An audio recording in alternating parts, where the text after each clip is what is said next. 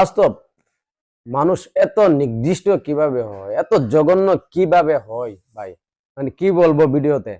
মানে আমার সাথে কালকে ঘটে গেছে, মানে মানুষ এত জঘন্য, এত নির্দিষ্ট মানুষ আমাদের সমাজে আছে ভাই, কি বলবো। ভিডিওটা দেখান আমার ভাই। একজন মহিলা, উনি কালকে ভাই প্রচুর গরম, তো এই গরমের মেঝে মানে হঠাৎ করে পড়ে গেছে রাস্তার মেঝে। আমাদের এখানে কালী মন্দিরে মাধবপুর বাজারের ভিতরে অনেক মানুষ প্রেসারে এখানে চাপ দিছে ও সহযোগিতা করছে, মহিলা। পানি টানি দিছে, পানি না দিলে মারা গেল। উনি অনেক অসুস্থ হয়ে গেছে, অনেক অনেক অসুস্থ।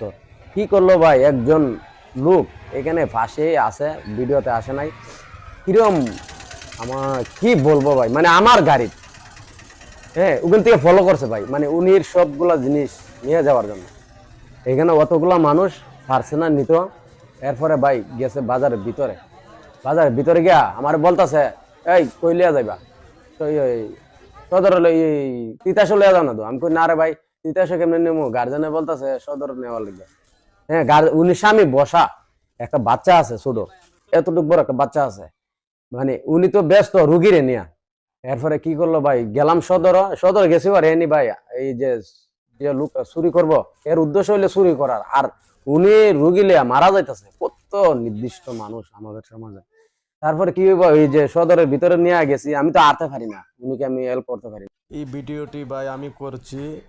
এখানে যে মহিলা মানুষ ভিডিওটা করলে সমস্যা হতে পারে, যার যার পার্সোনাল ব্যাপার। এই যে ভাই বোন এরা দুজন মানে স্বামী স্ত্রী, এই যে এই বোনটি অসুস্থ ছিল, এই যে বাচ্চাটার থেকে সব কিছু নিয়ে গেছে। আপনারা একটু সতর্ক থাকবেন ভাই, যে যেখানে থাকেন।